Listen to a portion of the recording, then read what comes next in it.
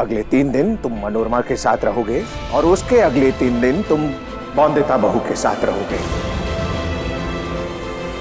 और बचा हुआ 1 दिन जो तुम्हारी इच्छा हो वो करो। काका ये आप क्या कह रहे हैं? 3 दिन यहाँ 3 दिन बिल्कुल सही कह रहे हैं अनिरुद्ध।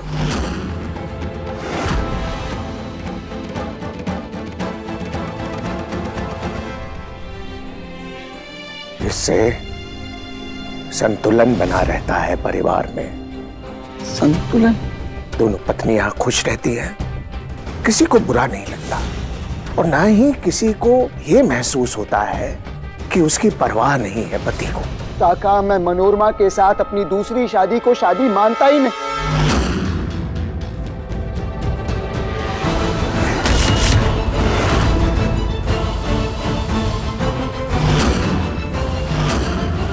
काका जो आप मेरी दूसरी शादी के विषय में कुछ नियम बता रहे थे ना, 3 दिन यहाँ 3 दिन वहां, काका वो नियम सही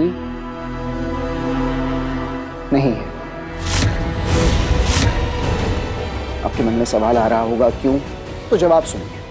क्योंकि मैं मनोरमा के साथ की गई शादी को ही सही शादी मानता हूं। इसीलिए काका हर पल हर समय 7 दिन वो ही मेरे साथ रहेगी और कोई नहीं।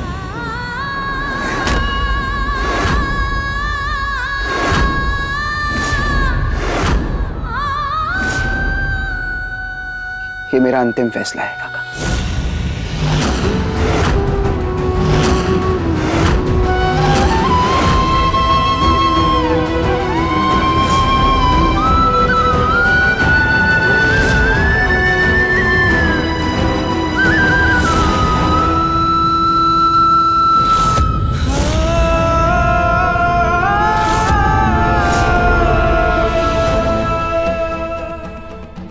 डलहौजी की बोर्डिंग स्कूल में तुम्हारा दाखिला करवा देता हूं, तुम वहीं रहना। आपको जो करना कीजिए, मैं भी नहीं जाऊंगी यहाँ से।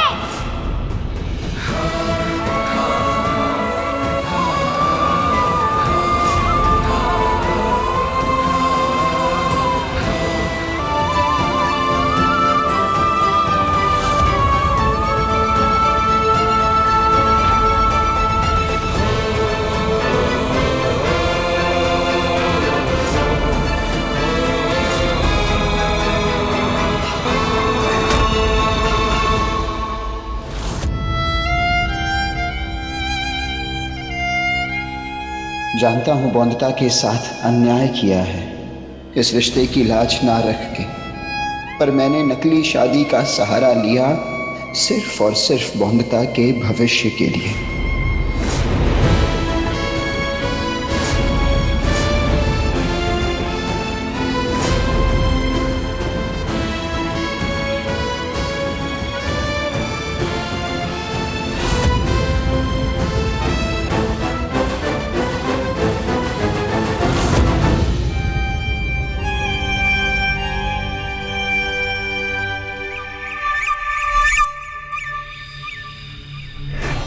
बौंदिता, ये फूल तेरे पति बाबू और मनोरमा के कमरे के लिए। जाके सजा दे, जा। बौंदिता, अब तो तुझे रोज ऐसा कुछ ना कुछ करना होगा, जिससे दिल टूटेगा तेरा। एक बात कहूं बौंदिता, वैसे तेरे पति बाबू ने कभी तुझे उनके कमरे में रहने की आज्ञा नहीं दी ना? अब नहीं, मतलब मनोरमा के साथ तो एक ही कमरे में रहने के लिए मान गए वो, और वो भी पहले दिन में। पता नहीं जाने क्या खास बात है मनोरमा में, ऐसा कौन सा जादू किया है तेरे पति बाबू पर? हाँ? छोड़, जा सजा दे जाके, हाँ अच्छे से जा।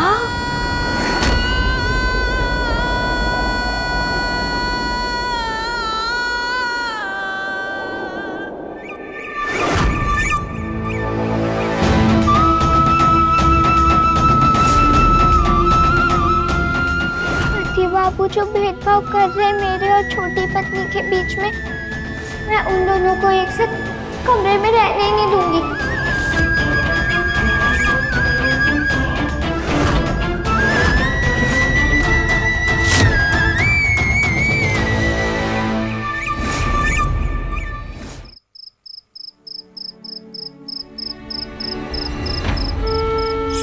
पास है ही नहीं, वो कैसे दे दूं मैं इन्हें?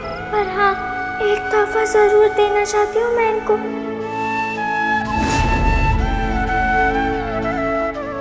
बहू, बैठो बैठो।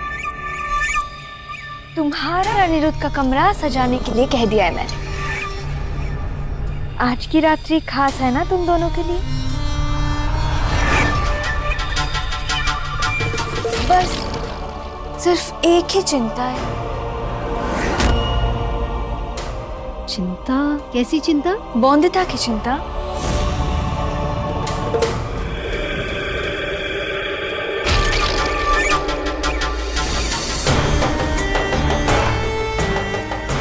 बौंदिता ने तो नीचे सबके सामने नाटक कर ही दिया है कि वो मान गई है तुम्हारी और अनिरुद्ध की शादी को।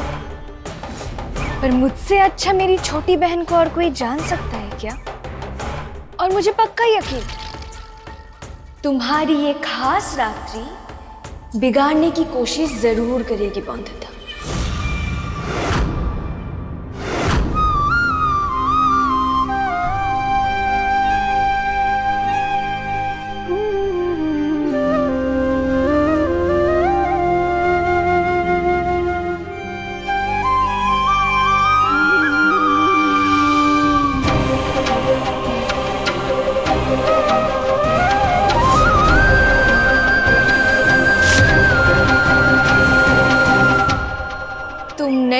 घर में इसका मतलब ये नहीं कि तुम चुप रहोगी। मैं तुम्हारी सास हूं और तुम्हारे साथ हूं, और मैं ध्यान दूंगी तुम्हारे अधिकार तुमसे छीने न जाए। आप कितनी अच्छी सासू माँ है। मेरा साथ देने के लिए धन्यवाद। पर आप चिंता मत कीजिए, मैं बड़ी पत्नी, मेरा मतलब है बौंदिता बहन को अपनी ये खास रात्रि बिगाड़ने नहीं दूंगी।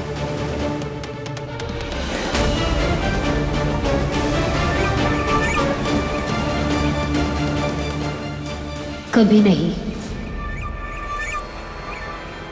छोटी मालकिन, आप चले जाइए, मैं सजा देती हूँ कमरा।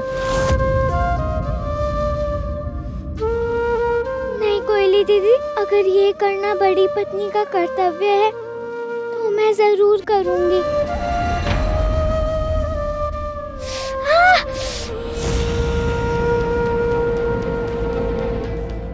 क्या हुआ बहू जी?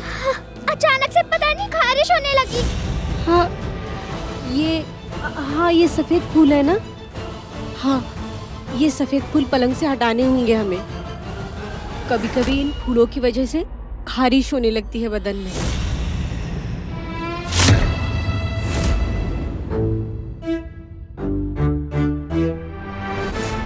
नहीं कोई नहीं दीदी। मैं समेट दूंगी, आप जल्दी से रसोई समेट दीजिए। लेकिन बहुरानी जी, ये सब हटाना होगा ना? मैं कर दूंगी। हाँ कोई नहीं दीदी, देखो मैं कर रही हूँ ना। ठीक है, जल्दी जाइए। हाँ।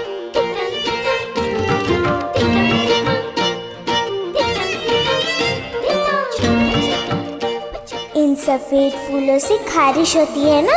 अच्छा है, मैं ये सारे फूल यहाँ बिछा दूंगी। फिर जैसे ही छोटी पत्नी इस बिस्तर पे सोएगी, जमकर खारिश होएगी उसे, तब तो जान छोड़ के भागना पड़ेगा उसे पति बाबू के कमरे से।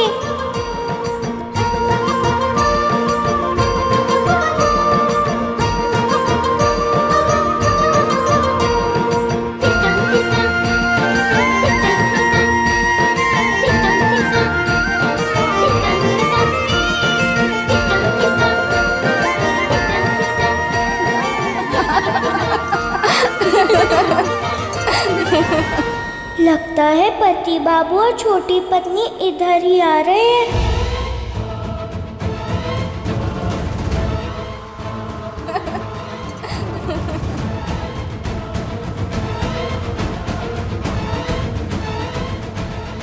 सब खुश है ना अनिरुद्ध बाबू? हाँ हाँ बिल्कुल। वैसे भी काल रात्रि के बाद स्वप्न रात्रि आ ही गई ना आपकी। चलो चलो सब चलते हैं।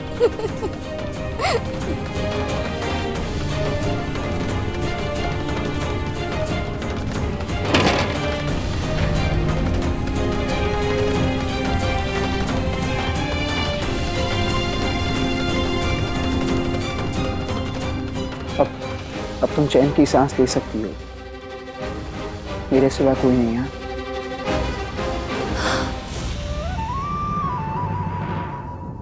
तुम पलंग पर सो जाना, मैं यहाँ दीवान पर सो जाऊंगा। अच्छा है, बिस्तर पे पड़े सफेद फूलों से अब सिर्फ छोटी पत्नी को ही खारिश होगी। बड़ा शौक है ना पति बाबू के कमरे में सोने का, अब पता चलेगा। मनोरमा, मैं जानता हूँ ये रस्में, रीति रिवाज ऐसे